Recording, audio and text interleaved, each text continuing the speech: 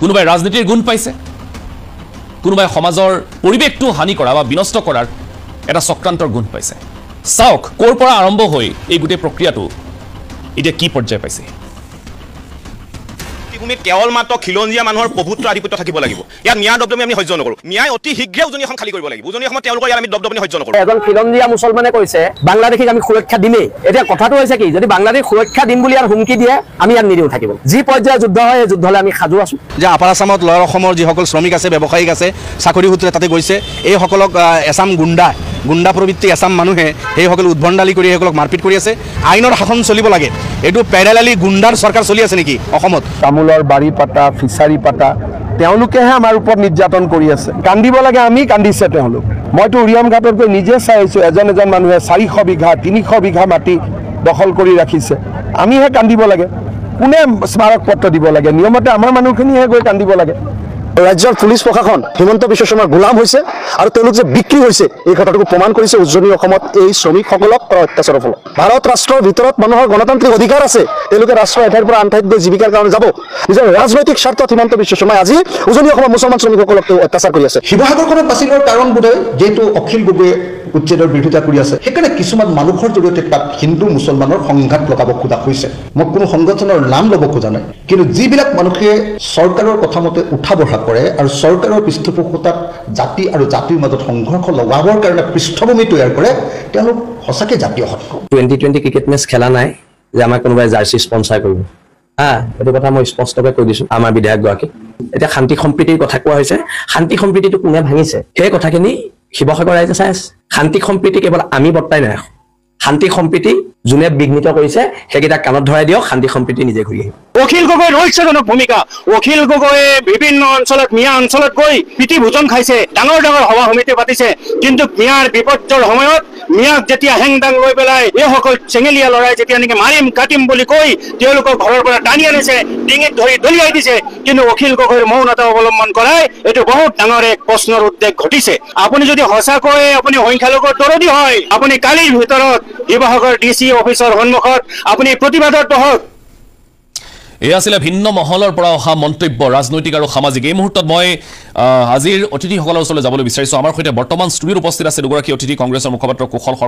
শৰ্মা ডাঙৰীয়াক আমাৰ অনুষ্ঠানলৈ স্বাগতম জনাইছোঁ। আমাৰ সৈতে বৰ্তমান আছে বিশ্লেষক সমালোচক ছাইদুল ইছলাম ডাঙৰীয়াক স্বাগতম। আমি এই মুহূৰ্তত সংযুক্ত হৈছোঁ AUDFৰ বিধায়ক ৰফিকুল ইছলাম ডাঙৰীয়াৰ সৈতে, ইছলাম ডাঙৰীয়াক স্বাগতম। আৰু আমি এই মুহূৰ্তত সংযুক্ত হৈ আছোঁ জাতীয় সংগ্ৰামী সেনা অসমৰ সভাপতি চিটু বৰুৱাৰ সৈতে। বৰুৱা ডাঙৰীয়াকো অনুষ্ঠানৰ মধ্যে স্বাগতম জনাইছোঁ। খন্তেক সময় পাছতে আমি সংযুক্ত হ'ম বিজেপিৰ বিধায়ক ভুৱন পেগু আৰু আমচুৰ কাৰ্যকৰী সভাপতি ইমতিয়াজ হুছেইনৰ সৈতে, কাৰণ বিষয়টো বিভিন্ন জনৰ ভিত্তিত বা বিভিন্ন জনৰ মতৰ ভিত্তিত চোৱাৰ প্ৰয়োজন আছে। আৰম্ভ কৰিছোঁ চিটু বৰুৱাৰ পৰা, কাৰণ এই বিষয়টো উজনি অসমৰ বিশেষকৈ শিৱসাগৰৰ পৰা আৰম্ভ হৈছে আৰু তেওঁলোকে ক'বলৈ বিচাৰিছে এই এটা সংগ্ৰাম, তেওঁলোকে ক'বলৈ বিচাৰিছে যে এটা মিয়া খেদা অভিযান তেওঁলোকে এই ধৰণে নামকৰণ কৰিছে। এতিয়া চিটু বৰুৱা, কথাটো হৈছে এই যে যিসকল লোকক আপোনালোকে এই শিৱসাগৰৰ পৰা বিতৰণ কৰিবলৈ এটা অভিযান আৰম্ভ কৰিছে, আপোনালোকে তেওঁলোকক কৈছে যে মিয়াক উজনি অসমত থাকিবলৈ দিয়া নহ'ব। কি কাৰণে চিটু বৰুৱা, কি কাৰণে তেওঁলোকে বা পূৰ্ববংগীয় মূলৰ মুছলমানখিনি যিখিনি মানুহ শিৱসাগৰত বিভিন্ন কাৰণত, ব্যৱসায়িক কাৰণত হওক বা অন্য কাৰণত হওক তেওঁলোকে বসতি পাতিবলৈ গৈছে, কি কাৰণে তেওঁলোকে শিৱসাগৰত থাকিব নোৱাৰিব বুলি আপোনালোকে ভাবিছে? হয় মানৱ দা, প্ৰথম কথাটো হৈছে যে আমি খিলঞ্জীয়া মানুহৰ এক সুৰক্ষিত ভৱিষ্যতক লৈ আমি চিন্তিত আৰু শংকিত। কাৰণ এই চাৰিওফালৰ পৰা অসমত কেৱল মাত্ৰ আগ্ৰাসন চলিছে। এই আগ্ৰাসন অকল নামনিতে সীমাবদ্ধ হৈ থকা নাই, এই আগ্ৰাসনৰ শিপা কিন্তু এটা উজনিতো শিপাইছে। আপুনি মন কৰিব, আজি দুদিনমানৰ আগতে যেতিয়া গোলাঘাটৰ উৰিয়াম ঘাটত যেতিয়া উচ্ছেদ চলালে, সেই উচ্ছেদ চলোৱাৰ পিছত কিন্তু এটা ভয়ংকৰ তথ্য আমাৰ সন্মুখলৈ আহিলে। গোলাঘাটত উৰিয়াম ঘাটত কিন্তু শ মিয়াই হাজাৰ হাজাৰ বিঘা কিন্তু চৰকাৰী মাটি দখল কৰি ধৰিছিলে। আজি আপুনি মন কৰিব, গোলাঘাটৰ নেঘেৰি বিলত যিখন মিচিং গাঁও আছিলে, সেই মিচিং গাঁওখনৰ নাম গৈ এতিয়া মিয়া গাঁও হ'লগৈ। আজি আপুনি শিৱসাগৰত যদি চাবলৈ যায়, ঐতিহাসিক শিৱসাগৰটো কিন্তু আজি অবৈধ সন্দেহযুক্ত নাগৰিকৰ কিন্তু আগ্ৰাসন হৈছে। আজি শিৱসাগৰ দৰবাৰ ফিল্ডৰ পৰা দিখৌ নদী বাওঁফালে আপোনাৰ কবৰস্থানৰ সমীপৰ পকাঘাটলৈকে অবৈধ সন্দেহযুক্ত নাগৰিকে চৰকাৰী মাটি কিন্তু বেদখল কৰি গাঁও সাজিলে। আজি আপুনি খাটৰ পথাৰত আজি সন্দেহযুক্ত নাগৰিকৰ আগ্ৰাসন হৈছে। আজি চিন্তামণিগড়ত মিয়া সোমাইছে। আৰু ইয়াতকৈ ডাঙৰ কথাটো হৈছে যে আজি শিৱসাগৰ জিলাৰ একাংশ থলুৱা মুছলমান মানুহে ভাড়াঘৰ আজি মিয়াক থাকিবলৈ সুবিধা কৰি দিছে। আৰু এই মিয়াবোৰে কি কৰে, প্ৰথম অৱস্থাত তেওঁলোকে ভাড়াঘৰত থাকে, আৰু ভাড়াঘৰত থকাৰ পিছত যেতিয়া এডোখৰ চৰকাৰী মাটি খালী হৈ থকা দেখা পায়, সেই চৰকাৰী মাটিডোখৰত তেওঁলোকে ঘৰ বনাবলৈ আৰম্ভ কৰে। আৰু পৰৱৰ্তী সময়ত সেই ঠাইডোখৰলৈ তেওঁলোকৰ বিভিন্ন ধৰণৰ আত্মীয়ক নিমন্ত্ৰণ জনায়, আৰু নিমন্ত্ৰণ জনোৱাৰ পিছত এখন তেওঁলোকে গাঁও সাজে আৰু তাৰপিছত তেওঁলোকে বংশ বৃদ্ধি কৰে আৰু ইয়াৰ ফলত কি হৈছে অসমৰ জনগাঁথনি কিন্তু ব্যাপক পৰিৱৰ্তন হৈছে গতিকে আমি অনাগত ভৱিষ্যতৰ কথা চিন্তা কৰি আমি উজনি অসমৰ পৰা মিয়ামুক্ত কৰিব বিচাৰিছো আৰু আমাৰ অভিযান চলি থাকিব সিতু বৰুৱা আপুনি যিখিনি কথা ক'লে এইখিনি তথ্য সমৃদ্ধ নে এয়া আসলতে মানুহে ভাবি কোৱা এটা কথা অনুমান কৰি কোৱা এটা কথা কাৰণ কিয় সিতু চাওক কাৰণ বিভিন্ন সময়ত AUDF হওক বা বিভিন্ন সংগঠনে হওক আপোনালোকৰ এই অভিযোগখিনিক লৈ কিন্তু তেওঁলোকে প্ৰশ্ন উত্থাপন কৰিছে তেওঁলোকে কৈছে যে মুখ্যমন্ত্ৰী হওক বা বিজেপিয়ে আপোনালোকক ফাইনেন্স কৰিছে মই কোৱা কথাখিনি সম্পূৰ্ণ তথ্য সমৃদ্ধ আমাৰ কোনো ধৰণৰ বিজেপিও ফাইনেন্স কৰা নাই আমাৰ স্পষ্ট কথা হিমন্ত বিশ্ব শৰ্মাও আমাৰ নেতা নহয় গৌৰৱ গগৈ আমাৰ নেতা নহয় অখিল গগৈ আমাৰ নেতা নহয় আমি মুঠতে আমি জাতিটোৰ প্ৰতি দায়বদ্ধ আৰু জাতীয় সংগঠনৰ এজন কৰ্মী হিচাপে আমি নিজৰ দায়িত্ব পালন কৰিছো আৰু মই যিখিনি তথ্য কৈছো আপোনালোকে নিজে আহি সৰজমিন তদন্ত কৰিব পাৰে মোৰ তথ্যখিনি সম্পূৰ্ণ শুদ্ধ আজি খাটপথাৰত ন্যায় আগ্ৰাসন হৈছে আজি চিন্তামণিগড়ত ন্যায় আগ্ৰাসন হৈছে আজি ঐতিহাসিক শিৱসাগৰত ন্যায় আগ্ৰাসন হৈছে ঐতিহাসিক দিখদলঙৰ বাওঁফালে ন্যায় গাঁও সাজি বহিছে গতিকে এই উচ্ছেদ এই আমাৰ যিবিলাক বেদখল হৈছে এই বেদখল উচ্ছেদ কৰিবই লাগিব কিন্তু সিতু আপোনালোকে যিটো কাৰ্যপন্থা হাতত লৈছে সেই কাৰ্যপন্থাক লৈ বিভিন্নজনে প্ৰশ্ন উত্থাপন কৰিছে যে এয়া আইন সংগত নহয় এই ধৰণে কোনোবাই আমাক পঠিয়াই দিব নোৱাৰে ইত্যাদি প্ৰশ্ন শুনক যিসকলে আইনৰ প্ৰশ্ন কৰিছে মই তেওঁলোকক সুধিব বিচাৰিছো যেতিয়া পাইকানত যেতিয়া উচ্ছেদ চলাইছিলে এই উচ্ছেদৰ সময়ত সন্দেহযুক্ত নাগৰিকে কিন্তু আৰক্ষীক মাৰপিট কৰিছিলে সেই সময়ত এইসকল ব্যক্তিয়ে আইন ক'ত আছিলে তেওঁলোকে আইনৰ প্ৰশ্ন কৰিছিলে নে নাই গতিকে আমাৰ স্পষ্ট কথা আইনে আইনৰ কাম কৰি থাকিব জাতীয় দায়িত্ব আমাৰো আছে গতিকে আমি আমাৰ কাম কৰি থাকিম আপোনালোকে গুণ্ডাগিৰি কৰা বুলি অভিযোগ উত্থাপন কৰিছে AUDFৰ তৰফৰ পৰা সিতু আমি গুণ্ডাৰ সমান্তৰাল চৰকাৰ চলা বুলি তেওঁলোকে অভিযোগ উত্থাপন কৰিছে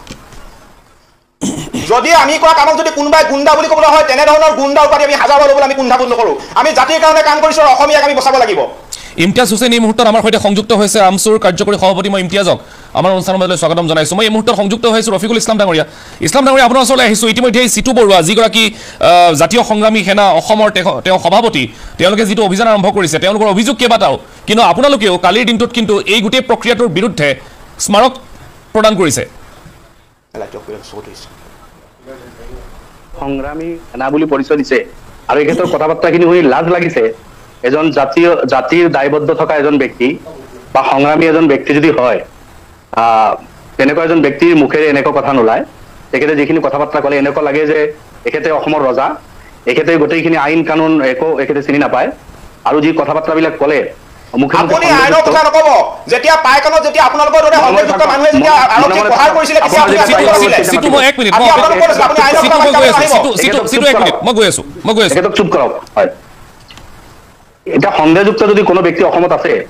মই যিমানখিনি দৃঢ়তাৰে ক'ব পাৰো এইজন ব্যক্তি ক'ব পাৰিবনে 71ৰ পিছত হিন্দু হওক মুছলমান হওক যাব লাগে হেমন্ত বিশ্বও ক'ব নোৱাৰে হেমন্ত বিশ্ব আৰু হেমন্ত বিশ্বৰ মদতপুষ্ট এইসকল নিজৰ পাখাৰ তলত তেখেতসকলে 71ৰ পিছৰ বাংলাদেশী এইসকলক ৰঙাদলিতা পাৰি দিছে সাহস নাই এইসকলৰ ভণ্ড নেতাৰ সাহস নাই যে 71ৰ পিছৰ বিদেশী বাংলাদেশী খেদিবলৈ তেখেতসকলে ক'ব মুখে উচ্চাৰণ কৰিব কিন্তু আমি কিন্তু দৃঢ়তাৰে কৈ আছো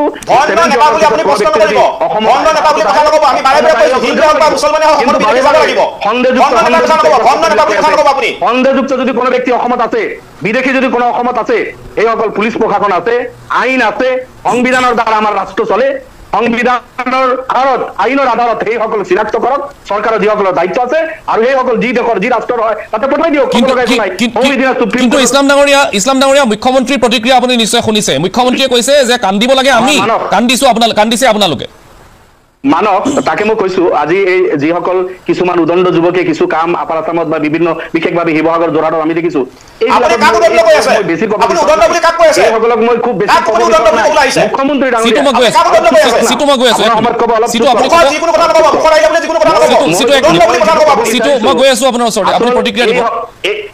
এইসকলক খুব বেছি কোৱাৰ মোৰ মন নাই এই কাৰণে অসমৰ যিজন মুখ্যমন্ত্ৰী অসমৰ যিজন মুৰব্বী তেখেতে এই যে ব্যক্তিসকলে আজি বিভিন্ন ধৰণৰ তাণ্ডৱ চলাই আছে ইয়াতকৈ বেছি তাণ্ডৱ মুখ্যমন্ত্ৰী হেমন্ত বিশ্ব চলাই আছে তেখেতে ৰাজধৰ্ম পালন কৰা নাই তেখেতে নিজে সংবিধানৰ শপত খাই দিনত 10 বাৰ তেখেতে সংবিধানৰ অৱমাননা কৰি আছে এনেকুৱা লাগি আছে অসমৰ মুখ্যমন্ত্ৰী আইন কানুনক তেখেতে ভেঙুচালি কৰি আছে সুপ্ৰিম কোৰ্টৰ মুভ লিঞ্চিঙৰ যিবিলাক সুপ্ৰিম কোৰ্টৰ যি ভাৰ্ডিক্ট আছে সেইবিলাকক বুঢ়া আঙুলি দেখুৱাই হেমন্ত বিশ্ব ইনষ্টিগেট কৰি আছে হেমন্ত বিশ্ব এছাম মানুহক সৃষ্টি কৰি আছে এইটো লজ্জাজনক কথা মুখ্যমন্ত্ৰীয়ে কৈছে মই তথ্য দিছো মই তথ্য সহকাৰে গোটেইখিনি কথা কৈছো মুখ্যমন্ত্ৰীয়ে উল্লেখ কৰে বাৰম্বাৰ মুখ্যমন্ত্ৰীৰ কথা আপোনালোকে জানে ৰাতিক দিন কৰা দিনক ৰাতি কৰা তেখেতে কিমান পাৰ্গত অসমৰ মানুহে জানে কিমান মিছা কথা তেখেতে কয় আজি তেখেতে কৈ আছে 1000 বিঘা 500 বিঘা মাটি মানুহে মাতাব্বৰ দখল কৰি আছে তেখেতে 10 জন মোৰ জিলাত বা কবাত 10 জন ব্যক্তি দেখাই দিয়ক না অসমত যিজনৰ হাতত 500 বিঘা 1000 বিঘা মাটি আছে মই থিয় এমএলচিৰ পৰা ৰিজাইন কৰিম তেওঁ হেলিকপ্টাৰেৰে চাইছে বুলি কৈছে তামুলৰ বাৰী তেওঁ হেলিকপ্টাৰেৰে চাইছে হেলিকপ্টাৰে চাইছে গোটেই অসমৰ মানুহৰ অসমত সংখ্যালঘু 35% আৰু সংখ্যালঘুৰ হাতত মাটি আছে ল্যান্ডৰ 13% মাত্ৰ যিমানখিনি ল্যান্ড থকাৰ উপযোগী তাৰ 13% মাটিয়ে সংখ্যালঘুৰ হাতত আছে 35% বোনাফাইড ভাৰতীয় সিটিজেনৰ হাতত এইখিনি আছে তেখেতে হেলিকপ্টাৰ আকাশেদি উৰি এই সব মিথ্যা কথা অপপ্ৰচাৰ এজন মুখ্যমন্ত্ৰীৰ মুখেদি শোভা নাপায় মুখ্যমন্ত্ৰী ডাঙৰীয়াক মই আহ্বান জনাইছো আপুনি ৰাজধৰ্ম পালন কৰক আইনৰ শাসন চলাওক আপুনি বিধি বিধান মতে আপুনি কথা কওক মিথ্যা বা কথা বাৰ্তা কৈ অপপ্ৰচাৰ কৰি বিষাক্ত বক্তব্য দি ৰাজ্যখন আপুনি ৰখাতলে নিনিব আৰু বিভিন্ন জাতি জনগোষ্ঠীৰ মাজত অসমৰ 57 কেজি ঐক্য সংগতি এটো বিনষ্ট মুখ্যমন্ত্ৰীক কৈছো আপুনি নকৰিব শিৱসাগৰ ঐতিহ্যমণ্ডিত ঠাই শিৱসাগৰক লৈ আমি অসমে গৌৰৱ কৰো শিৱসাগৰৰ জনগণ যথেষ্ট মেচি উদ্দীক্ষিত তাৰে মানুহ জ্ঞানী গুণী বহুত সাহিত্যিক বহুত ভাল চাউলুং চুকাফাৰ ঠাই তাত আজি এই এছাম যুৱকে যি তাণ্ডৱ চলাই আছে মুখ্যমন্ত্ৰীৰ উচ্চতনিত সঁচাকৈ আমি বৰপেটাৰ পৰাও লাজ পাওঁ কিয়নো আমি শিৱসাগৰক লৈ গৌৰৱ কৰো শিৱসাগৰৰ মানুহখিনি অন্য ঠাইতকৈ বহুত মানে তেখেতসকলে এলাইড সেকশনৰ মানুহ তাতে বসবাস কৰে আহোমৰ সেই ৰাজত্ব দীৰ্ঘদিনীয়া বৰ অসম গোটেই জাতি জনগোষ্ঠীক লগত লৈ যে চাউলুং চুকাফাৰ যি চিন্তা কৰি বৰ অসম গঢ়ি কিন্তু ৰফিকুল ইছলাম ডাঙৰীয়া যিটো অভিযোগ দীৰ্ঘদিনৰ পৰা উত্থাপন কৰি আহিছে যিটো বিষয়ক লৈ বিজেপিয়ে ৰাজনীতি কৰিছে যিটো বিষয়ক লৈ বিভিন্নজনে বক্তব্য ৰাখি আহিছে যে বিভিন্ন প্ৰান্ত নামনি অসমৰ লগতে বিভিন্ন প্ৰান্ত উজনি অসমৰ লখিমপুৰৰ বিভিন্ন প্ৰান্ত একাংশ বংগমূলীয় মুছলমানে দখল কৰিছে তেওঁলোকে আগ্ৰাসন কৰিছে তেওঁলোকে জনগাঁথনি সলনি কৰিছে তেওঁলোকে যিসকল খিলঞ্জীয়া লোক আছে তেওঁলোকক সংখ্যা লঘুলৈ পৰিণত কৰিছে এইবিলাক তথ্যৰ ওপৰত আপোনাৰ ক'বলগীয়া কি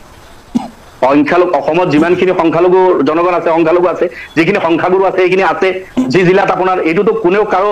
জনগাঁথনি সলনি কৰিব নোৱাৰে হয় এটা কথা মই স্বীকাৰ কৰো আজি ধুবুৰী গোৱালপাৰা বৰপেটা নগাঁও মৰিগাঁও ব্ৰহ্মপুত্ৰত যে 30-40 লাখ 50 লাখ বিঘা মাটি ব্ৰহ্মপুত্ৰত জাগল হয়তো হদিয়াৰ পৰা ধুবুৰীলৈকে ইয়াৰে মাইনৰিটি অধ্যুষিত অঞ্চলত হ'ব 30 লাখ বিঘা ভূমি ব্ৰহ্মপুত্ৰত জাগল উপনৈসমূহত জাগল এই মানুহখিনিকতো 1 ইঞ্চি মাটিও দিয়া নাই কংগ্ৰেছেও দিয়া নাই এজিপিও দিয়া নাই বিজেপিও দিয়া নাই মানুহখিনি ক'ত থাকিব মানুহ মাটিৰ ওপৰত থাকিব আকাশত চাংপাতি থাকিব নোৱাৰে আলটিমেটলি যদি বৰপেটাৰ মানুহখিনি বৰপেটাত জাগা দিয়ে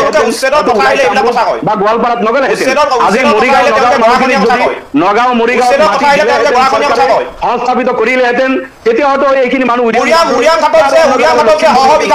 উচ্ছেদ কৰা হ'ল তাত থকা যিসকল সন্দেহযুক্ত নাগৰিক আছিলে তেওঁলোক প্ৰকৃতাৰ্থত ক'ত আছিলে তেওঁলোকৰ নগাঁও মৰিগাঁও মাটি থকাৰ পিছতো উৰিয়াংগত কি কৰিছিলে তেওঁলোকে কোনে আপোনাৰ কি কৰিছিলে আমাৰ প্ৰশ্ন আপোনাক কি কৰিছিলে থকাৰ পিছতো তেওঁলোকে উৰিয়াংঘাটত আহি কিয় মানে দখল কৰিছিলে কিয় মানে দখল কৰিছিলে যেতিয়া চৰকাৰখনে উচ্ছেদৰ কথা কয় তেওঁলোকে তেতিয়া কান্দি দেখুৱায় তেওঁলোকে বিৰোধিতা কৰে আৰু বিৰোধিতা কৰি তেওঁলোকে কয় যে মানুহখিনিয়ে গৰাখহনীয়াৰ কবলত পৰি এই ঠাই মাটি দখল কৰিছে এইবিলাক দোকান মিছা কথা আপোনালোকে মন কৰিব আমি যদি গৰাখহনীয়া বুলি ক'বলৈ যাওঁ আমাৰ চকুত অকল মাজুলী আৰু লখিমপুৰ জিলা দুখনৰ কথা আমাৰ মনলৈ আহে কিন্তু লখিমপুৰ আমাৰ মাজুলী এই জিলা দুখন মানুহ গৰাখহনীয়াত পৰাৰ পিছতো কিমান মাটি তেওঁলোকে ম্যাদে দখল কৰিছে কোনো ম্যাদ আমাৰ দখল কৰা কিন্তু তেওঁলোকে কোনে দেখুৱাব নোৱাৰে গতিকে তেওঁলোকে উচ্ছেদ চলালে তেওঁলোকে এইবিলাক আবুল তাবুল কথা তেওঁলোকে বকিবলৈ আৰম্ভ কৰে তেওঁলোকে গৰাখহনীয়াৰ কথা ঠিক আছে উচ্ছেদ লৈ মোৰ ক'ব লগা একো নাই চৰকাৰ নহয় তোমাৰ লগত উচ্ছেদ লৈ মোৰ ক'ব লগা একো নাই চৰকাৰৰ ওচৰত আমাৰ দাবী থাকিব যে সংস্থাপনৰ ব্যৱস্থা কৰি উচ্ছেদ কৰক মই সাইদুল ইছলাম আপোনাৰ ওচৰলৈ আহিছো সাইদুল ইছলামে শেহতীয়াকৈ এই বিষয়টো চলি থকা সময়তে মই গৈ আছো 1 মিনিট সিটো কিহৰ সংস্থাপন 1 মিনিট বিদেশে ইয়াত মাটি দখল কৰিব কি সংস্থাপন লাগিব কিহৰ সংস্থাপন লাগে আপোনালোকক কিহৰ বিদেশী তুমি বিদেশী কথা ইমান সাহস তোমাক কোনে দিলে ডাক্তাৰ তুমি বিদেশী কৈ দিবা তুমি যিমান অসমীয়া এই অসমীয়া তুমি যিমান ভাৰতীয় এই বিদেশী খালি স্পষ্ট কথা বিদেশী খালি আপুনি বিদেশী হৈ যায় সাংঘাতিক চূড়ান্তভাৱে সাম্প্ৰদায়িক কিন্তু কথা বতৰাবিলাক চলি আছে আচলতে আপোনালোকে যদি চাই মানৱ ডাঙৰীয়া আমি পাকিস্তানৰ কথা কওঁ যে তেওঁলোকে চৰকাৰী পলিচিখিনি আনলিষ্ট কৰিবলৈ তেওঁলোকে টেৰৰিষ্ট এৰি দিয়ে আজি এই বিজেপি চৰকাৰখনে দেখা গৈছে বিভিন্ন সময়ত যে যেতিয়া ঘৰ ৱাপচিৰ এজেণ্ডাটো তেওঁলোকে হেৰি কৰিবলৈ লাগে এক্সিকিউট কৰিব লাগে যেতিয়া কাউ ভিজিলেণ্টিজিমৰ কাউ বিৰুদ্ধে তেওঁলোকে এটা পৰিৱেশ সৃষ্টি কৰিব লাগে প্ৰেমৰ নামত জিহাদৰ যেতিয়া এটা পৰিৱেশ সৃষ্টি কৰিব লাগে তেওঁলোকে কিছুমান এণ্টি ছ'চিয়েল এলিমেণ্ট তেওঁলোকে ৰাস্তাত এৰি দিয়ে আজি দেখা পাইছে এই ধৰণৰ ব্যক্তিসকলে যোনে টিভিত বক্তব্য দি আছে তেওঁলোকৰ বক্তব্য আৰু অসমৰ মুখ্যমন্ত্ৰী বা বিজেপি নেতাৰ বক্তব্যৰ মাজত কিবা পৃথকতা বা পাৰ্থক্য আছেনে সম্পূৰ্ণ সেম লাইন সেম এজেণ্ডাত তেওঁলোকে কথাবিলাক কৈ আছে আজি চাওক তেওঁলোকে মিয়াখেদা আন্দোলন প্ৰথমবাৰ কৰিছে নেকি আজি ঘিনকাণ্ডৰ পাছতে মিয়াখেদা আন্দোলন কৰিলে তাৰপিছত মানুহখিনি গুচি গ'ল নামনি অসমৰ পৰা মানুহ আহিব নিদিওঁ বুলি কৈছিল তাত গৈ অপমানিত হ'ব আকৌ সেইখিনি মানুহ যায় তাত কিয় বহে বেকডৰত কি আলোচনা হয় আজি স্পষ্টকৈ এটা কথা আজি বিজেপিৰ কোনোবা ইয়াত প্ৰতিনিধি ইয়াত থাকিবলৈ লাগিছিল তেওঁলোকক প্ৰশ্ন কৰিলো হয় যে স্পষ্টকৈ এই ভাৰতৰ বিজেপিৰ জৰিয়তে যোনবোৰ মব লিঞ্চাৰ ঘূৰি আছে যোনে গণ উন্মাদনা সৃষ্টি কৰে তেওঁলোকৰ বিৰুদ্ধে সুপ্ৰিম কোৰ্টে স্পষ্ট কঠোৰ কিন্তু এটা আদেশ প্ৰেৰণ কৰিছিল বিজেপি নেতৃত্বত মব লিঞ্চাৰ মানে কাৰ কথা মই কৈছো বিজেপিৰ এই শাসনকালত যি সমগ্ৰ ভাৰতত এই মব ভাইলেন্স চলিছিল ঘৰ ৱাপচিৰ নামত কাউ ভিজিলেণ্টিজিমৰ নামত লাভ জিহাদৰ নামত আৰু শেহতীয়াকৈ অসমত যোনটো এটা গণ উন্মাদনা সৃষ্টি হৈছে এইটো পেন ইণ্ডিয়া কিন্তু এটা নেৰেটিভ এইটো অকল অসমত হৈ থকা নাই আৰু এইটো সিহঁতৰ পলিচি হয় চৰকাৰৰ আৰু এই বিৰুদ্ধে কিন্তু Tehseen Poonawalla versus union of India বুলি এটা কেছ ৰুজু হৈছিল তাত স্পষ্টকৈ গাইডলাইন দিয়া হৈছিল যে এনেধৰণৰ ঘটনাৰ বিৰুদ্ধে কি চুপাৰিণ্টেণ্ডেণ্ট অফ পুলিচৰ নেতৃত্বত ডিজিপি এজনৰ সহায়ক হিচাপে লৈ কাৰণে টাস্ক ফ'ৰ্চ গঠন কৰিবলৈ কি হিচাপে এই ধৰণৰ ব্যক্তিৰ ওপৰত 153A তেওঁলোকৰ ওপৰত IPCৰ ওপৰত তেওঁলোকৰ ওপৰত গোচৰ ৰুজু কৰিবলৈ এনেধৰণৰ মানুহে ৰুল অফ ল ভাৰতত যোনটো ৰুল অফ লক আণ্ডাৰমাইন কৰে কনষ্টিটিউচনেল চুপ্ৰিমচিক তেওঁলোকে বুঢ়া আঙুলি দেখুৱায় এইসকল ব্যক্তিৰ ওপৰত কি হিচাপে কঠোৰতা তেওঁলোকে মহামান্য উচ্চতম ন্যায়ালয়ে হৈছিল এইখিনি কথা কিন্তু আজি এক্সিকিউটিভ অসমত হোৱা নাই আজি স্পষ্টকৈ কথা ক'ব বিচাৰিছোঁ যদি ক'ৰবাত সন্দেহযুক্ত ব্যক্তি আছে আজি মই যদি গম পাওঁ তেতিয়া মোৰ দায়িত্ব হ'ল মই যোনসকল কৰ্তৃপক্ষ তেওঁলোকক জনোৱা আজি কোনোবা ব্যক্তিয়ে নিজে SP বৰ্ডাৰ হ'ব ইলেকশ্যন অফিচাৰ হ'ব সেইটো আমি মানি ল'ব পাৰিম নেকি অধিকাংশ ব্যক্তি যদি আপোনালোকে তেওঁলোকৰ চাই কোৱালিফিকেশ্যন এটা চতুৰ্থ বৰ্গৰ যদি পৰীক্ষা পাতে অসম চৰকাৰে তাত উত্তীৰ্ণ হ'বলৈ তেওঁলোকৰ যোগ্যতা নাই তেওঁলোকে SP বৰ্ডাৰ হৈ ঘূৰি ফুৰিছে ইলেকশ্যন অফিচাৰ হৈ ঘূৰি ফুৰিছে আজি যদি সঁচা আজি তেওঁলোকে নাম দেখা পালে হুছেইন আহমেদ আলি দেখা পোৱাৰ লগে তেওঁলোকে বাংলাদেশী বুলি গালি পৰা আৰম্ভ কৰি দিয়ে আজি সেই চৰকাৰখনে তেওঁলোকৰ যদি সাহস আছে কওকচোন যদি আমি খিলঞ্জীয়া হয় ইয়াত আইনগতভাৱে আমি এটা পৰিৱেশ সৃষ্টি কৰিব লাগিব 6 জনগোষ্ঠীক যদি ST ঘোষণা কৰি দিয়ে সমগ্ৰ উজনি অসমখন যদি 6 ট্ৰাইবেল বেল্ট ঘোষণা কৰি দিয়ে কোনোটো তাত যাব নোৱাৰিব কিন্তু আপোনালোকে মুখেৰে গাৰ বলেৰে কথা কৈ থাকিলেতো এইটো আইনসংগত নহয় আজি দেশৰ চৰকাৰৰ ওচৰত অসমৰ চৰকাৰৰ ওচৰত দাবী জনাব লাগে যে আপোনালোকে 6 জনগোষ্ঠীক আপোনালোকে যিটো অভিযোগ উত্থাপিত হৈছে ইমতিয়াজ যে ভাষিক আগ্ৰাসন চলিছে জনগাঁথনি পৰিৱৰ্তন কৰি পেলাইছে এটা ঠাই খাই পেলাইছে এজন দুজনৰ পৰা গৈ এখন গাঁও হৈ গৈ এইবিলাক অভিযোগৰ যদি কোনোবাই গৈ কাৰণে চৰকাৰী ভূমি দখল কৰিছে তেওঁলোকৰ বিৰুদ্ধেতো উচ্ছেদ হৈ আছে চৰকাৰী ভূমি উচ্ছেদ হোৱাৰ বিৰোধিতাটো কোনোৱে কৰা নাই অমানৱীয় যদি ক'ৰবাত উচ্ছেদ হৈছে কোনোবাই 40-50 বছৰ ধৰি তাত বহি আছে 30-40 বছৰ কোনোবা ভূমিহীন ব্যক্তি তেওঁলোক ক'ত যাব তেওঁলোকৰ কথা যোনটো নিয়ম অনুযায়ী ব্যৱস্থা ল'ব সেইখিনি ব্যৱস্থা ইয়াততো সেই বিষয়টো হোৱা নাই আমি আচলতে এজেণ্ডাটো চেক কৰিব লাগে এইখিনি আন্দোলন আচলতে বেদখলৰ বাবে হৈ আছে নে বাংলাদেশীৰ বিৰুদ্ধে হৈ আছে নে মুছলমানৰ বিৰুদ্ধে হৈ আছে চিটো বৰুৱা কাৰ বিৰুদ্ধে হৈ আছে আমি কথা খাম বস্তুবিলাক কমপ্লিকেটেড হৈ আছে কাৰণ উৰিয়াম খাওক মই মানুহক এটা লাইন কৈ লওঁ উৰিয়াম আমাৰ মাত্ৰ সন্দেহযুক্ত নাগৰিকৰ বিৰুদ্ধে আমাৰ সংগ্ৰাম সন্দেহযুক্ত নাগৰিকৰ বিৰুদ্ধে আমাৰ সংগ্ৰাম মুছলমানৰ বিৰুদ্ধেও নহয় আমাৰ সংগ্ৰাম খিলঞ্জীয়া কোনো মানুহৰ বিৰুদ্ধে নহয় আমাৰ সংগ্ৰাম সন্দেহযুক্ত নাগৰিক হুছেইন আহমেদ আলি লিখা থকা মানুহখিনি সন্দেহযুক্ত নাগৰিক নে কিবা তেওঁলোকৰ যিসকল ব্যক্তিয়ে অসমীয়া ভাষাটো ভালকৈ ক'ব নোৱাৰে যিসকল ব্যক্তি আপোনাৰ পূৰ্বপুৰুষ বাংলাদেশী যিসকল ব্যক্তি সিপাৰত বাংলাদেশৰ যিসকল ব্যক্তিয়ে অসমীয়া ভাষাটো ভালকৈ ক'ব নোৱাৰে যিসকল ব্যক্তিসকল অসমৰ সংস্কৃতিৰ কোনো ধৰণৰ তাৰ লগত যোগাযোগ নাই সেইসকল ব্যক্তি সন্দেহযুক্ত নাগৰিক ঠিক আছে তাৰমানে আপোনালোকে ক'ব বিচাৰিছে হিন্দী ভাষী মানুহখিনি সন্দেহযুক্ত বাংলাদেশী আপোনালোকে ক'ব বিচাৰিছে নেপালী মানুহখিনি সন্দেহযুক্ত নাগৰিক আপোনালোকে ক'ব বিচাৰিছে বিহাৰী মানুহখিনি সন্দেহযুক্ত নাগৰিক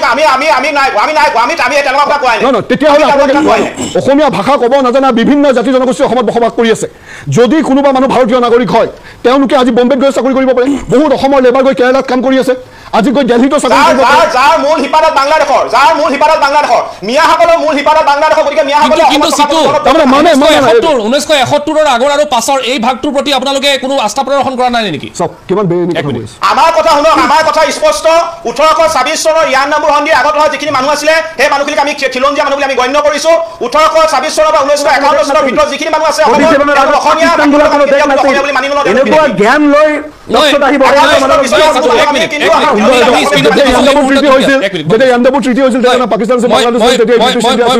বিজেপি বিধায়ক ভগৱান পেগু ডাঙৰীয়াৰ সৈতে সংযুক্ত হৈছে পেগু ডাঙৰীয়া এতিয়া তিনিটা নেৰেটিভত কথাখিনি আলোচনা হৈ আছে কিন্তু মোক আপোনাৰ পৰা যিটো জানিবলগীয়া বিষয় সেইটো হৈছে মুখ্যমন্ত্ৰীয়ে আজি কৈছে কালিও কৈছে আজিও কৈছে যে কান্দিব লাগিছিল আমি কিন্তু কান্দি আছে তেওঁলোকে আগ্ৰাসন হৈছে আমাৰ ওপৰত আক্ৰমণ হৈছে আমাৰ ওপৰত মুখ্যমন্ত্ৰীয়ে এই ধৰণে কথাটো কৈছে কিন্তু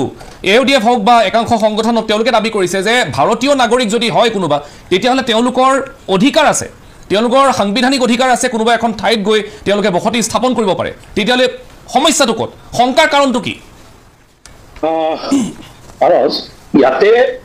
এটা বস্তু চাওঁ দেই অসমত দেউৰী মানুহ জনসংখ্যা এই 1.5 লাখ 2 লাখৰ ভিতৰত টেঙাল কছাৰী মানুহৰ 1.5 লাখ 2 লাখৰ ভিতৰত সোণোৱাল কছাৰী 3 লাখৰ পৰা 4 লাখৰ ভিতৰত মিচিং মানুহ 7 লাখৰ পৰা 8 লাখৰ ভিতৰত ঠিক সেইদৰে কাৰ্বি মানুহ এই 4-5 লাখৰ 6 লাখৰ ভিতৰতে পৰিব ডিমাচা মানুহ ঠিক ৩-৪ লাখৰ ভিতৰতে পৰিব এতিয়া আপুনি যদি চাই এই যে সংখ্যালঘু কৈ আছে মইতো কওঁ চিধা চিধি কথা তেখেতসকলে নিজে কয় ১.৫ কোটি মানুহ আছে এতিয়া ১.৫ কোটি মানুহৰ এটা গোষ্ঠীৰ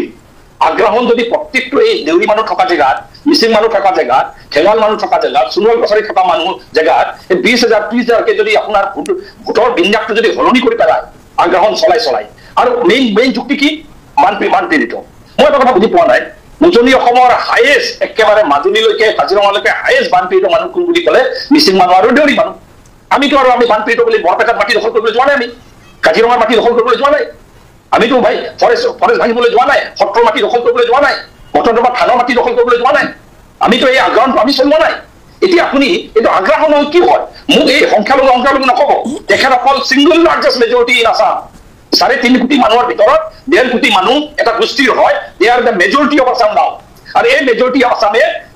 পৰিকল্পিতভাৱে আজি ৩০-৪০ বছৰ ৫০ বছৰ এটা পৰিকল্পনা চলাই আছে প্ৰত্যেকটো সমষ্টিত তেখেতসকলে মানুহ বিয় পাই মেলি লাহে লাহে মাটিবোৰ দখল কৰিব চৰ চাপৰি মাটি দখল কৰিব আপোনাৰ পিজিআৰৰ মাটি দখল কৰিব ফৰেষ্টৰ মাটি দখল কৰিব সত্ৰৰ মাটি দখল কৰিব কাজিৰঙাৰ মাটি দখল কৰিব ট্ৰাইবেল বেল্ট এণ্ড ব্লক এৰিয়াৰ মাটি দখল কৰিব কিহৰ আইনহে ট্ৰাইবেল বেল্ট এণ্ড ব্লক এৰিয়াত থাকিব নোৱাৰে এইটো বেআইনী হয় তেখেতৰ আইন মানিছে নেকি ফৰেষ্টত সোমাব নোৱাৰে বুলি এইটো আইন বিৰোধী নহয় নেকি পিজিআৰ মাটি দখল কৰিব নোৱাৰে এইটো আইন বিৰোধী নহয় নেকি এতিয়া তেখেতসকলে হ'লে আইন বিৰোধী কাম কৰিব বানপানী ঘৰখনীয়াৰ নামত আৰু আমাৰ উজনি অসমৰ মাটিবোৰ দখল কৰিব লাহে লাহে সংখ্যা ভৰাই গ'ল জিহাদ চলাইছে লেণ্ড জিহাদ চলাই আছে আৰু গোটেই ৰাজনৈতিকভাৱে তেখেতসকলে অসমখন দখল কৰা পৰিকল্পনা কৰিব আমি মানি ল'ম কথা হ'ল হয় পেগু ডাঙৰীয়া চিনিয়ৰ মানুহ তেখেতে যিখিনি কথা ক'লে এই ফৰেষ্টত অকল মুছলমান বা এই সংখ্যালঘুৰ মানুহখিনি গৈছে নেকি আপুনি বুকুত হাত দি ক'ব পাৰিবনে তাতে যে বাকী অন্য ট্ৰাইবেলখিনি মই বাদ দিলো ট্ৰাইবেল এছ টি মানুহখিনি বাদ দি জেনেৰেল কাষ্টৰ হিন্দু মানুহখিনি সেইখিনি আপোনালোকৰ চকুত কিয় নপৰে ডাঙৰীয়া আপুনি মোক কথা ৰাখক ফৰেষ্ট এৰিয়া এফআৰএ এক্টে আমাক প্ৰটেক্ট কৰে খিলঞ্জীয়া মানুহ না আপোনালোকৰ এইটো মই জানো প্ৰটেক্টেড ক্লাছ আপুনি আপোনালোকৰ মানুহখিনি আৰু আমাৰ লগত কিয় তুলনা কৰে বাৰু ডাঙৰীয়া আজি আপোনাৰ বঙালী হিন্দু কেইটা প্ৰটেক্টেড হয় নেকি বিহাৰী কেইটা হয় নেকি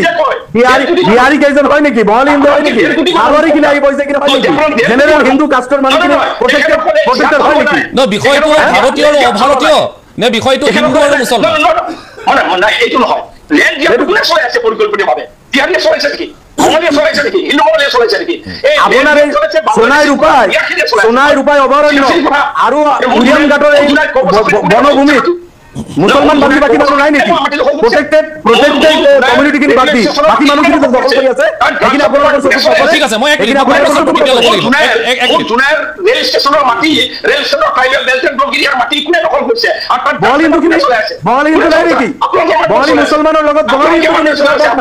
চলাইছে বঙালী হিন্দুখিনি নাই নেকি আপোনাৰ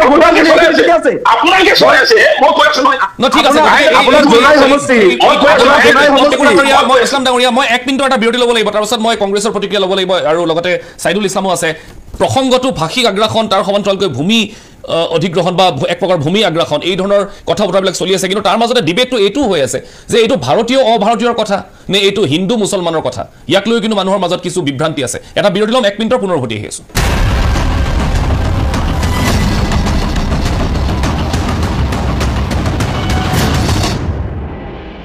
পুনৰ উভতি আহিছোঁ আপোনালোকে চাই আছে হেছটেগ মই এই মুহূৰ্তত কুশল শৰ্মা কংগ্ৰেছৰ মুখপাত্ৰ মই কুশল শৰ্মাৰ ওচৰলৈ আহিছোঁ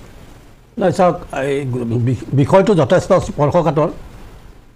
অসমত এতিয়া হিমন্ত বিশ্ব শৰ্মাৰ নেতৃত্বত ভাৰতীয় জনতা পাৰ্টিৰ চৰকাৰ এখন চলি আছে এই ডিলিমিটেশ্যনৰ যিটো এক্সাৰচাইজ হৈ গ'ল সেই সময়ত আমি দেখিছিলোঁ যে মুখ্যমন্ত্ৰীগৰাকীয়ে কৈছিলে যে 50 বছৰলৈ অসমীয়া জাতি সুৰক্ষিত হৈ গ'ল তাৰমানে অসমীয়া জাতিৰ যি ভাবুকি আছিল ওপৰত যি ভাবুকি আছিল সেই ভাবুকি ডিলিমিটেশ্যনৰ দ্বাৰা তেওঁলোকে 50 বছৰলৈ নোহোৱা কৰি পেলালে এতিয়া হঠাতে আকৌ গোটেই বস্তুটো আকৌ ঘূৰাই অনা হৈছে এতিয়া এনেকুৱা হৈছে যে মিয়া আহিছে মিয়াই আগ্ৰাসন কৰি উজনি অসমত মানে সাংঘাতিক ধৰণে প্ৰভাৱ বিস্তাৰ কৰিছে অসমীয়া জাতি অসুৰক্ষিত হৈ নাই হোৱা নেকি আপোনালোকৰ মতে নাই মোৰ কথাখিনি ক'ব দিয়ক অসুৰক্ষিত হৈ পৰিছে এই যিটো এটা তেওঁলোকে নেৰেটিভ চলাব কৈছে আচলতে মই ভাবোঁ যে এইটো নিৰ্বাচন কেন্দ্ৰিক কাৰণ ইতিমধ্যেই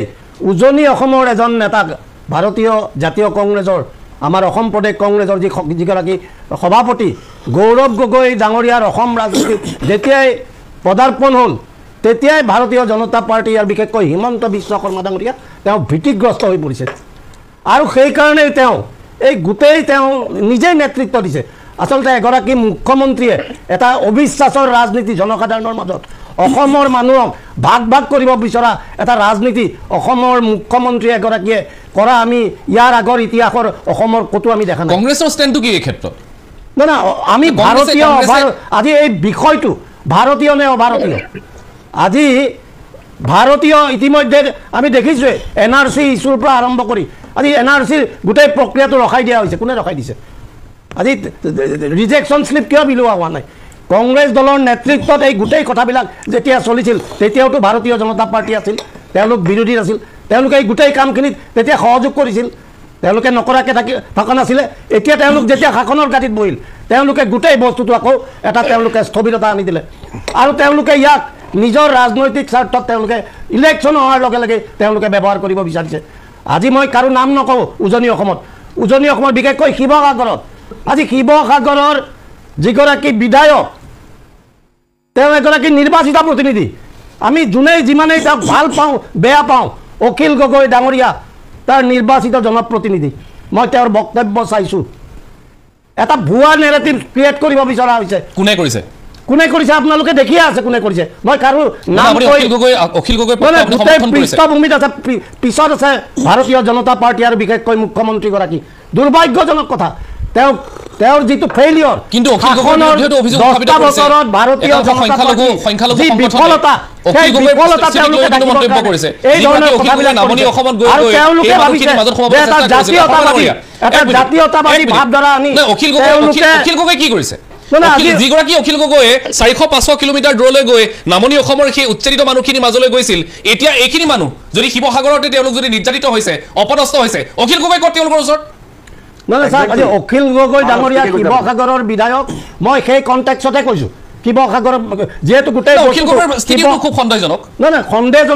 সন্দেহজনক হয় নহয় এই কথাটো মই ব্যাখ্যা কৰিব নাযাওঁ কিন্তু তেওঁ এটা স্থিতি লৈছে আৰু মই ভাবোঁ যিসকল তাৰে নাগৰিক যিসকলে এই বিতৰ্কত আছে তেখেতসকলে অখিল গগৈ ডাঙৰীয়াৰ লগত পোনতে কথা পাতিব লাগে গোটেই তেওঁলোকৰ ভয় শংকাবিলাক তেওঁৰ আগত প্ৰকাশ সকলোৱে অখিল গগৈ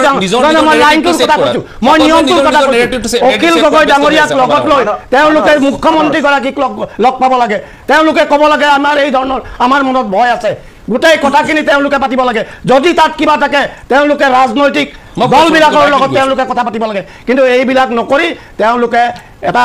গোটেই বস্তুটো তেওঁলোকে ল এণ্ড অৰ্ডাৰ চিটুৱেশ্যন ক্ৰিয়েট কৰিব বিচৰা মানে এটা পৰ্যায়লৈ এৰি দিছে আজি মুখ্যমন্ত্ৰীগৰাকী গৃহমন্ত্ৰী তেওঁ যদি এই কামবিলাক কৰি থাকে অসমৰ জনসাধাৰণে তাৰ উত্তৰ নিশ্চয় ভুৱন পেগু ডাঙৰীয়া দিব মই আৰু এটা 1 মিনিটৰ বিৰতি লৈছোঁ তাৰপিছত মই চাইদুল ইছলামৰ ওচৰলৈ মই আহি আছোঁ পেগু ডাঙৰীয়া 1 মিনিটৰ এটা বিৰতি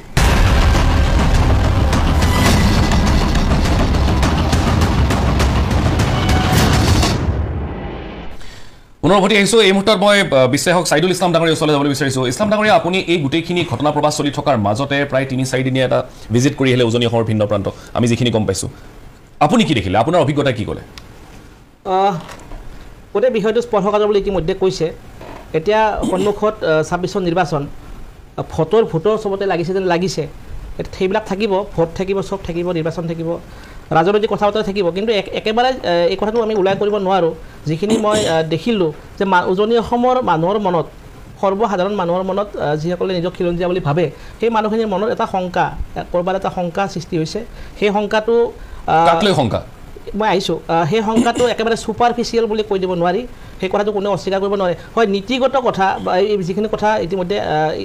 ইয়াতে শুনিছোঁ নীতিগত আইনৰ যিখিনি বিষয় সেই বিষয়খিনি একেবাৰে ওলাই কৰিব নোৱাৰি কথাটো সঁচা কিন্তু মানুহৰ মনত নিজৰ অঞ্চলটোৰ যিটো নিৰাপত্তা জনগাঁথনি সম্পৰ্কে যিটো কথা বতৰা খুব সাংঘাতিকভাৱে এতিয়া চৰ্চিত হৈছে সেই কথা বতৰাক লৈ পেলাই অস্বীকাৰ কৰিব নোৱাৰা এটা কিন্তু সচেতনতাই হওক বা আশংকাই হওক সেই আশংকাটো কিন্তু একেবাৰে যে তাত মানুহৰ মনত নাই এই কথাটো কোনো অস্বীকাৰ কৰিব নোৱাৰে বৰং এই বিগত 2 বা 3টা মাহত সেই আশংকাটো আশংকাটো মই ভাবোঁ অত্যন্ত ঘনীভূত হৈছে আশংকাটো ভ্ৰান্ত নে তাৰ ভিত্তি আছে আপোনাৰ মতে মই এইকাৰণে ক'লোঁ ছুপাৰফিচিয়েল নহয় আশংকাটোৰ ভিত্তি আছে আৰু সেই ভিত্তিটোক লৈ পেলাই যিদৰে কথা বতৰাখিনি হ'ব লাগিছিল সেই কথা বতৰাখিনি কিন্তু অলপ বেছি নেৰেটিভ ক্ৰিয়েশ্যনৰ কামত গুচি যোৱা যেন মোৰ লাগে মানুহৰ মাজত আশংকা আজিৰ নহয় বিগত 4টা দশকত সেই বিভিন্ন আশংকা লৈ কথা বতৰা হৈছে এটা সময়ত অসম আন্দোলনৰ গোটেই পৰিৱেশটো কোনে নাজানে সকলোৱে জানে কিন্তু এতিয়া কথাটো হ'ল ক'ৰবাত এই বিষয়টো লৈ পেলাই বেছিকৈ চিঞৰ বাখৰ আৰু যিবিলাক নীতিগত কথা যিটো সাংবিধানিক কথা বতৰাৰ পৰা আমি আঁতৰি গৈ পেলাই নীতিগত কথা বতৰা লৈ বেছি চিঞৰ বাখৰ কৰিছোঁ নেকি কাৰণ একেবাৰে আশংকামুক্ত নহয় চিন্তামণি গড়লৈ গৈছোঁ চিটু বৰাই কথাটো উল্লেখ কৰিছে যে চিন্তামণি গড়ত কথা বতৰা যিখিনি আহিছে মই গৈছোঁ তাত মই প্ৰায় 200-250 মানুহ লগ পাইছোঁ তাৰ মাজত মই কথা বতৰা পাতিছোঁ তাত যে কিছু পৰিমাণে সংখ্যাটো মই ক'ব নোৱাৰোঁ কিমান ঘৰ কিন্তু কিছু পৰিমাণে যে তাত পূৰ্ববংগীয় মূলৰ মানুহ গৈ পেলাই তাত বেদখল কৰি পেলাই ঘৰ বসতি কৰিছে এই কথাটো মই তাৰ মানুহে স্বীকাৰ কৰিছে আৰু তাৰ যিখিনি সাধাৰণ মানুহ তাৰ যিখিনি মই গৰীয়া সমাজৰ মানুহ লগ পাইছোঁ তাৰ মানুহখিনিয়ে কিন্তু এই কথাটো লৈ পেলাই মনত যি তেওঁলোকৰ এটা আমি এই এটা আক্ষেপ আছে যে ইয়াত মানুহখিনি আহি বহিছে এই মানুহখিনিৰ কাৰণে হয়তো আমাৰ নিজৰো কেতিয়াবা সংঘাতময় পৰিৱেশ হ'ব পাৰে লগতে আমাৰ যিখিনি খিলঞ্জীয়া মানুহ তাৰ অস্তিত্বৰ প্ৰসংগটো আহিব পাৰে তেওঁলোকৰ মুখত মই প্ৰায় এঘণ্টা কথা পাতি মই সেইখিনি কথা দেখি আহিছোঁ এই যিখিনি কথা বতৰা উজনি অসমৰ মানুহৰ মাজত শংকা উজনি অসমৰ মানুহে ভাবে যে আমি এই মানুহ এই আমাৰ এই অঞ্চলটো এতিয়া সুৰক্ষিত হৈ আছে কিছু পৰিমাণে এই সুৰক্ষিত হৈ থকা অঞ্চলত মানুহ আহিব নালাগে নামনিৰ যিটো মানে চিন্তা সেই চিন্তাটো তাত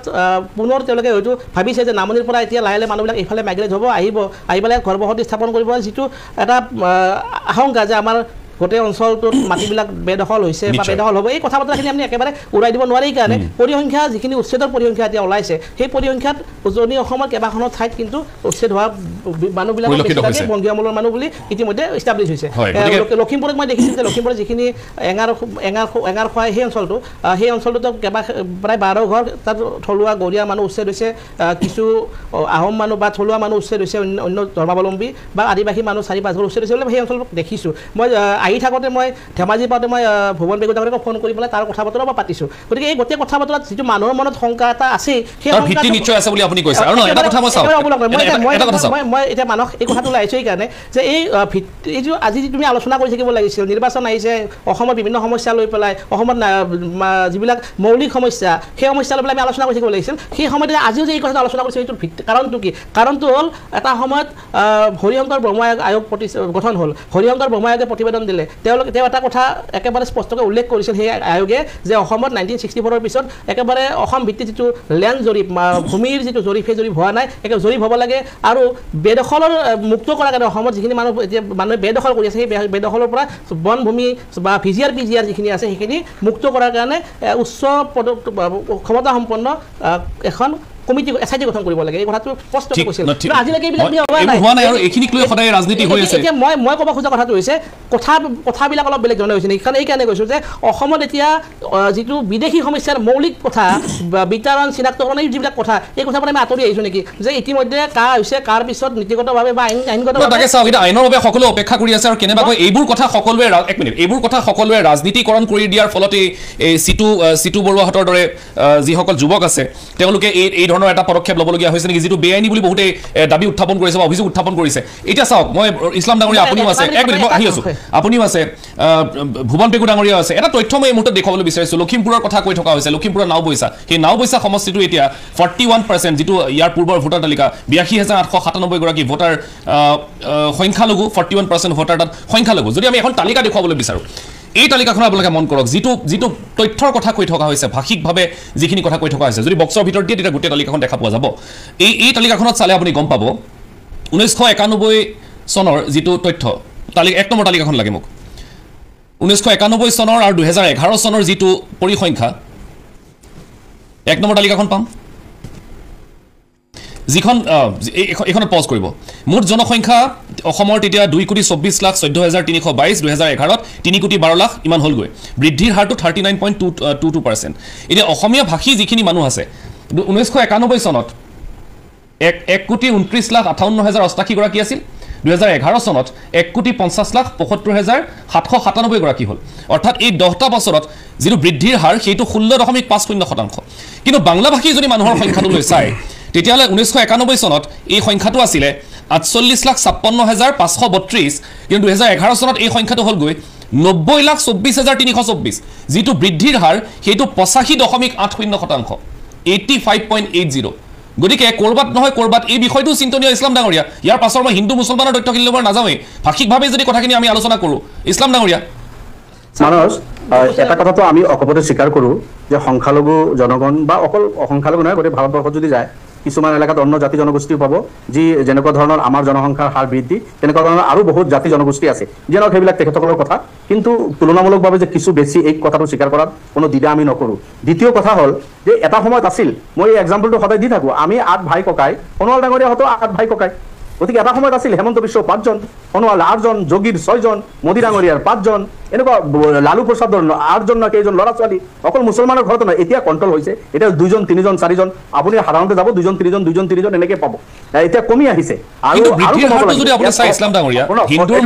হিন্দুসকলৰ যিটো জনবসতি 27% বৃদ্ধি কিন্তু মুছলমানৰ 7% মানস আৰু এটা বস্তু আমাৰ মাজত আছে যেটো হ'ব নালাগে সেই কথাটো মই অকপতে স্বীকাৰ কৰিছোঁ আমাৰ ল'ৰা ছোৱালীবিলাক 20-22 বছৰত বিয়া হয় আৰু কম বয়সত হৈছিল আগত এতিয়াতো এইটো কণ্ট্ৰল কৰি বাল্য বিবাহ যাতে নহয় এটা চেষ্টালৈকে অনা হৈছে এতিয়া মোটামুটি ঠিক হৈছে তথাপি বয়স যেতিয়া হৈ যায় ছোৱালী 18 বছৰ ল'ৰা 21 বছৰ এইটো 20-22 বছৰত বিয়া যেতিয়া হৈ যায় 40 বছৰত ছেকেণ্ড জেনেৰেশ্যন হৈ যায় 60 বছৰত থাৰ্ড জেনেৰেশ্যন হৈ যায় আৰু বাকীখিনি মানুহ যেতিয়া আপুনি কৈছে তেখেতসকলৰ 30-35 বছৰত বিয়া বাৰু যেতিয়া কৰে 70 বছৰ বা 60 বছৰত গৈ দুটা জেনেৰেশ্যন হয় আমাৰ তিনিটা জেনেৰেশ্যন হয় তেখেতসকলৰ দুটা জেনেৰেশ্যন মাজৰ পৰা এটা জেনেৰেশ্যন বাঢ়ি যায় তো এই মানুহখিনি আপুনি যেটো কৈছে 51 50 লাখ আছে সংখ্যাটো তাতে কৰিছে তেওঁলোকে এইটো শুনক এইটো কথাটো আমি স্বীকাৰ কৰিছোঁ যে 20-22 বছৰ চৰকাৰী শিক্ষা দীক্ষা দি সচেতনতা আনি যদি কলেহেঁতেন নহয় এই 21 বছৰত ল'ৰা বিয়া পাতিব পাৰে ছোৱালী 18 বছৰত পাতিব পাৰে তথাপি নাপাতিব এতিয়া পঢ়িব লাগে এতিয়া আহিব মোৰ কলগাছিয়া নৱজ্যোতি কলেজ 3000 ছাত্ৰ ছাত্ৰী আছে 2000 ছোৱালী এতিয়া পঢ়ি আছে 3500 ভিতৰত 2000 তাতে ছাত্ৰী হয় এটা সময়ত নাছিল কম আছিল এতিয়া আমি পঢ়ি আছে আজি ঠেলাৱালা ৰিক্সাৱালা ল'ৰা ছোৱালী ডক্টৰ হৈ আছে এইসকলে বহুত কিছু কথা কৈ আছে যে এইসকলৰ 11 ল'ৰা ছোৱালী 11 12 15 20 কৈ সন্তুষ্টি লৈ থাকক এটা সময়ত আছিল সবৰে আছিল ঠিকে আছে সতি সন্ততিৰ কথাটো বাৰু আছে কিন্তু ইছলাম ডাঙৰীয়া নিখাটোৰ ভিতৰতে এখন গাঁও সজাৰতো অভিযোগ আছে এখন গাঁও সাজিবলৈ অভিযোগ আছে এইটো বেলেগ ফালে আপুনি গ'ল মই যেটো সঁচা কথা স্বীকাৰ কৰিছোঁ যে বেলেগ জাতি জনগোষ্ঠীৰ দুটা জেনেৰেশ্যন হ'লে আমাৰ আঢ়াইটা তিনিটা জেনেৰেশ্যন হৈ যায় এনেকুৱা যদি এটা জেনেৰেশ্যন হ'লে কেইবা লাখ মানুহৰ বৃদ্ধি তাতে হ'ব তো এইবিলাক বাংলাদেশ পাকিস্তানৰ পৰা অহা নাই 150 বছৰ পুৰণি মানুহ বাংলাদেশৰ জন্ম হও 71 হ'ল 47 পাকিস্তানৰ জন্ম হ'ল ইয়াৰ আগত গোটেই ভাৰতবৰ্ষই আছিল গোটেই এই মানুহখিনি ভাৰতীয় এতিয়া কথা হ'ল যে এই যে এফালে দুটা জেনেৰেশ্যন হয় এফালে তিনিটা হয় এফালে চাৰিটা জেনেৰেশ্যন হয় আনফালে পাঁচটা 5.5টা জেনেৰেশ্যন হয় এইটো কমাবলৈ একেলগে বহিব লাগিব আমিও চিন্তা চৰ্চা কৰি আছোঁ শিক্ষা দীক্ষা দিব লাগিব সুবিধা দিব লাগিব আজি মেডিকেলত জেনেৰেল সিটৰ 50% ল'ৰা ছোৱালী আমাৰ সিট পায় চকীদাৰত এপ্লাই কৰিলে 3% পায় কথাটো বুজিছেনে সুবিধাখিনি আমি এনেকৈ পাই আছোঁ আমাৰ ইণ্ডিপেণ্ডেন্সৰ পিছৰ পৰা মেডিকেলৰ আনৰিজাৰ্ভ সিটত সংখ্যালঘুৰ ল'ৰা মুছলমানৰ ল'ৰা ছোৱালী পৰীক্ষা দি 50% সিট তেখেতসকলে পাব পাৰে কিন্তু চকীদাৰৰ চাকৰি থাৰ্ড গ্ৰেড ফৰ্থ গ্ৰেডত যেতিয়া এপ্লাই কৰে তেতিয়া 3-5% বেছি নিদিয়ে এতিয়া আৰু এটা কথা কৈ শেষ কৰিছোঁ আমাৰ অসমত গৈছে আইদুল ইছলামে যেটো কৈছে চিন্তাৰ বিষয় আজি আপাৰ আছাম হয় আজি গোৱালপাৰা ধুবুৰী বৰপাটা নগাঁও মৰিগাঁৱত উদ্বাস মানুহ ভূমিহীন মানুহখিনিক যদি নিজৰ জিলাত মাটিখিনি দি দিলেহেঁতেন মই অকল বিজেপিকে নকওঁ 15 বছৰ একেৰাই কংগ্ৰেছে সুযোগ পাইছে আগতো কংগ্ৰেছে সুযোগ পাইছে এজিপি 10 বছৰ পাইছে বিজেপিয়ে 9 বছৰ পালে এইখিনি সময়ত এই ভূমিহীন মানুহখিনিক বৰপাটাত দি দিলে ধুবুৰী গোৱালপাৰা মানুহ তাতেই যদি তেখেতসকলক দি দিলেহেঁতেন নগাঁও মৰিগাঁৱৰ মানুহখিনি তাতেই দি দিলে হয়তো আজি উৰিয়াম গাৰ্ড যাব লগা নহ'লহেঁতেন আপাৰ আছামৰ এই মানুহখিনিৰ চিন্তা আৰু জাষ্ট 5 ছেকেণ্ড দিব মই যেহেতু দূৰত আছোঁ আপাৰ আছামত আপুনি এইসকলে আপুনি চিলাপাতাৰৰ পৰা আৰম্ভ কৰি তিনচুকীয়াত যাব হিন্দী ভাষী বাংলা ভাষী বঙালী হিন্দু ভাইসকল এই মিয়া যদি 5% আছে সেইসকল 20% আছে আজি যোৰহাটৰ ব্যৱসায়ী চাওক আজি শিৱসাগৰত চাওক আজি তিনচুকীয়াত আপুনি গৈ চাওক চিলাপাতাৰ তেখেতৰ ধেমাজিত চাওক এই মিয়াসকল যদি মিয়া যিসকল কৈছে সকল মিয়া এখেতসকলে পৰিশ্ৰম কৰি কিন্তু নিজৰ ৰাজ্যতে ইনভেষ্ট কৰি আছে মই এইখিনি কথা ঠিক আছে আপুনি কৈছে আপুনি যুক্তি প্ৰদৰ্শন কৰিছে বা আপুনি সতি সন্ততিৰ কথা কৈছে ঠিকে আছে কিন্তু এটা নতুন ঠাইত গৈ পেগু ডাঙৰীয়া এখন নতুন ঠাইলৈ গৈ তাৰ জনগাঁথনি সলনি কৰি পেলোৱাৰ যিটো অভিযোগ আছে সেইটো কেনেকৈ খণ্ডন কৰা যায় পেগু ডাঙৰীয়া মানস এতিয়া যেটো তথ্য আছে 91 পৰা 2011 20 বছৰ এতিয়া 2011 পৰা অলৰেডি 2025 আহি পালে এতিয়া মই ভাবো কি যেতিয়া নেক্সট সেন্সাস হ'ব 31 যেতিয়া হ'ব আপুনি এইটো সংখ্যা গৈ 1,50,60,00,000 হ'ব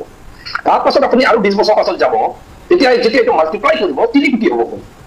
কিন্তু অসমৰ জনসংখ্যা খিলঞ্জীয়া অসমীয়া মানুহে এতিয়া আমি অকল এজন এনেকৈ ল'ৰা ছোৱালী জন্ম দি আমি চৰকাৰী নিয়ম নীতিমতে মানি চলি আছোঁ তেখেতসকলে আমাৰ ৰফিকুল্লাই নিজে স্বীকাৰ কৰিছে তেখেতসকলৰ অঞ্চলত এতিয়া চেষ্টা কৰিছে বুলি কৈছে কিন্তু চহৰ অঞ্চলত য'ত গ্ৰাম্য অঞ্চল অশিক্ষিত জেগাত তেখেতসকলে চেষ্টা কৰা নাই কিন্তু কথা এটা হ'ল এইটো মই ভাবোঁ যে খুব ডাঙৰ ইনজাষ্টিছ আৰু এইটো কেনেকৈ তেখেতসকলে জাষ্টিফাই কৰে মই বুজি নাপাওঁ 1 কোটি 1.5 কোটি মানুহ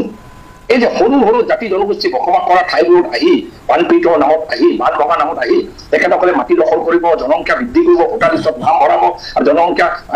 সলনি কৰি পেলাব। তাৰপিছত এতিয়া নাও হৈছে উদাহৰণটো ভূপেন হাজৰিকা এটা মত সেই চিটত জিকিছিল, এতিয়াতো তাত এইটো চিটত এই খিলঞ্জীয়া মানুহ জিকিব পৰা পৰিস্থিতি নাই। ঠিক বহুত এতিয়াও দেখোন নাও পইচা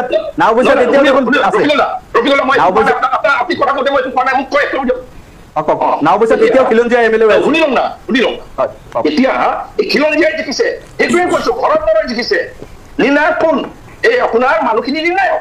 সেইটোৱে ডেঞ্জাৰ। জোনাইত আহিব কাইলৈ 20,000 30,000 ভোটাৰ লগাই ল'ব, তাৰপিছত তেখেতসকলৰ পক্ষত তেখেতসকলৰ দালালি যোনে কৰিব এইজন মিচিং মানুহ জিকিব। এইটোহে আপুনি কৰিব বিচাৰিছে। তাৰমানে কি অসমৰ ৰাজনীতিত আপোনালোকে জনগাঁথনিবোৰ সলনি কৰি ভোটাৰ তালিকা সলনি কৰি গোটেই অসমৰ ৰাজনীতি আপোনালোকে চলাব বিচাৰিছে। এইটোকে কৈছো আমি জিহাদ হয়তো, এইটো হিন্দু বঙালীয়ে কৰা নাই, হিন্দু বিহাৰীয়ে কৰা নাই, এই জিহাদ চলোৱা নাই। এইটো আপোনালোকৰ চকুত পৰা নাই, আপোনালোকৰ চকুত পৰা নাই, চকুত লগাইছে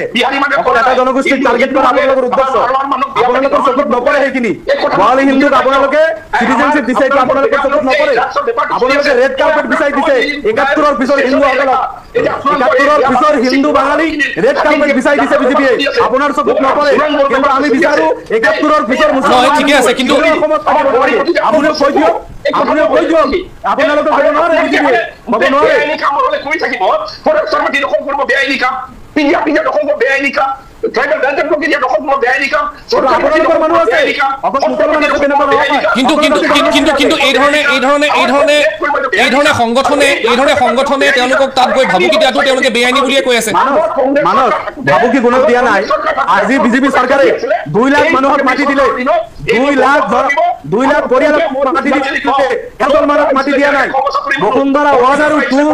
2 লাখ হিন্দু ভাইক মাটি দিছে, আমি বেয়া মানুহক দিয়া নাই, কংগ্ৰেছে নিদিলে, বিজেপিয়ে দিয়া নাই। ঠিক আছে, মই নহয় চাওক, আজি 2 লাখ ফেমিলিক দিলে,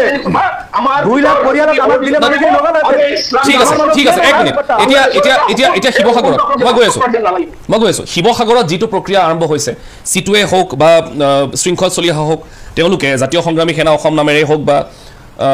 লাচিত সেনা অসম নামেৰে হওক, তেওঁলোকে যিটো অভিযান আৰম্ভ কৰিছে, তেওঁলোকে স্পষ্টকৈ কৈছে এটা কথা যে মিয়াৰ আগ্ৰাসনটো উজনি অসমত হ'বলৈ দিয়া নহ'ব, ইয়াৰ পৰা তহঁত উভতি যাব লাগিব, ইয়াত মিয়াৰ আগ্ৰাসনটো হ'বলৈ দিয়া নহ'ব। আৰু এই প্ৰক্ৰিয়াটো তেওঁলোকে এক প্ৰকাৰ তেওঁলোকে এইটো কথাও কৈছে যে বিধায়কগৰাকীয়ে হওক বা প্ৰশাসনেই হওক ব্যৱস্থা গ্ৰহণ কৰা নাই, আগ্ৰাসন হৈছে, যাৰ ফলত আমি এই ব্যৱস্থা গ্ৰহণ কৰিবলগীয়া হৈছে। ইয়াত আইনৰ কথা নাহে। কিন্তু তেতিয়াহ'লে প্ৰথম কথা তেওঁলোকে কওক যে অসম চৰকাৰ ব্যৰ্থ হৈছে, ভাৰত চৰকাৰ ব্যৰ্থ হৈছে। অসম চৰকাৰ আৰু ভাৰত চৰকাৰ, অসম চৰকাৰ আজি 11 বছৰ থকাৰ পাছতো, ইয়াত 9 বছৰ অসম চৰকাৰ থকাৰ পাছত 5 বছৰ সৰ্বানন্দ সোণোৱালৰ, 4 বছৰ হিমন্ত বিশ্ব শৰ্মা ডাঙৰীয়া থকাৰ পাছতো যদি আজিৰ তাৰিখতো ডিটেকশ্যন কৰিব পৰা নাই আৰু তেওঁলোকক যদি তাৰ পৰা আঁতৰাই লৈ যায় ডিটেনশ্যনত ৰাখিব পৰা নাই বা ডিপৰ্টেশ্যন কৰিব পৰা নাই, তাৰ ব্যৰ্থতা চৰকাৰ। আৰু চৰকাৰে যদি ভাবিছে তেওঁলোকক সুৰক্ষা দিব নোৱাৰোঁ কাৰণে তেওঁলোকৰ হাতত আৰ্মছ লাইচেঞ্চ দি দিম, আৰু যদি চৰকাৰে ভাবিছে আমি এতিয়া বিদেশী যিহেতু আমি ডিটেক্ট কৰিবলৈ নোৱাৰোঁ, সেইকাৰণে আমি এনেধৰণৰ কিছুমান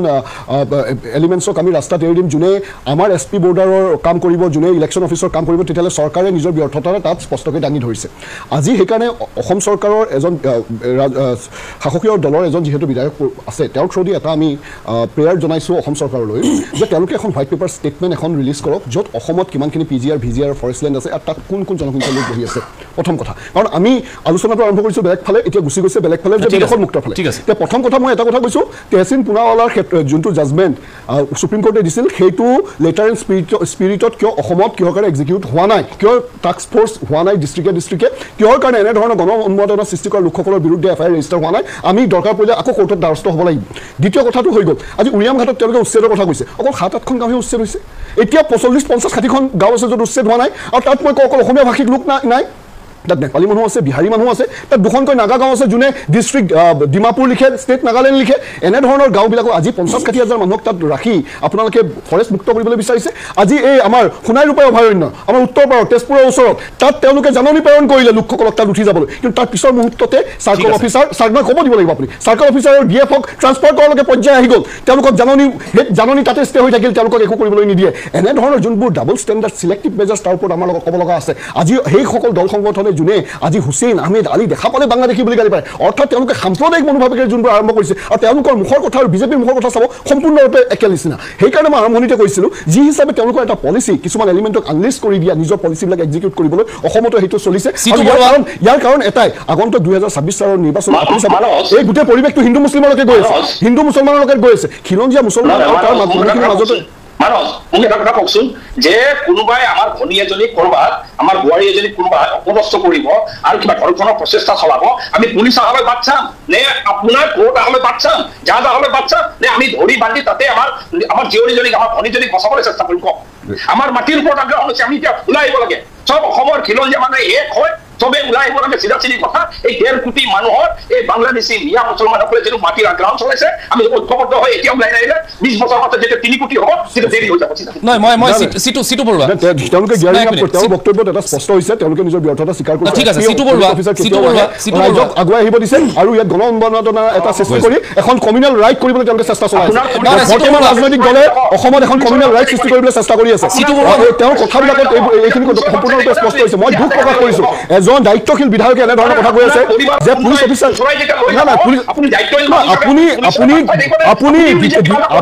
আপুনি ফৰেনাৰ ডিপৰ্টেশ্যনৰ নামত ডিটেকশ্যনৰ নামটো আপুনি লেখৰ লগত ৰিজাৰ্ভ কেনেকৈ হ'ব আপোনালোকে পানীত গাখীৰৰ লগত নিয়াব কেনেকৈ হ'ব ডিটেকশ্যনৰ ডিপৰ্টেশ্যনৰ দায়িত্বটো আপুনি ইলেকশ্যন অফিচাৰ আৰু এছ পি বৰ্ডক নি বেলেগক দিব আজি উইলিয়াম গাৰ্ডক আপোনালোকে চিলেক্টিভ বুষ্টে কিয় কৰিলে আজি ফৰেষ্টৰ যোনবোৰ চিডিউল নহয় এই সমস্যাটো আমি সমাধান কৰিব পাৰোঁ ভূপেন কপুৰ ডাঙৰীয়া এই সমস্যাটো সমাধান সূত্ৰ এটা দি আছে সমাধান সূত্ৰ আমি সলিউশ্যন এটা বেলেগ চাই এটা সলিউশ্যন বেলেগ মই এটা সলিউশ্যন মেক লাইন এটা সলিউশ্যন নি মেক লাইন এটা সলিউশ্যন নি এটা লাইনত এটা সলিউশ্যন এটা লাইনত এটা সলিউশ্যন নহয় কোনোৱে উজনি সমাজ যাবলৈ নালাগে আইনগতভাৱে ঠিক আছে আপোনালোক ব্যৱহৃত হৈছে নেকি এখন কমিউনেল এক মিনিট এখন সাম্প্ৰদায়িক সংঘৰ্ষ লগাবৰ বাবে আপোনালোক ব্যৱহৃত হৈছে নেকি গণতন্ত্ৰৰ দ্বাৰা বিজেপি তেনেকে বিচাৰি আছে মানুহ বিজেপি তেনেকে বিচাৰি আছে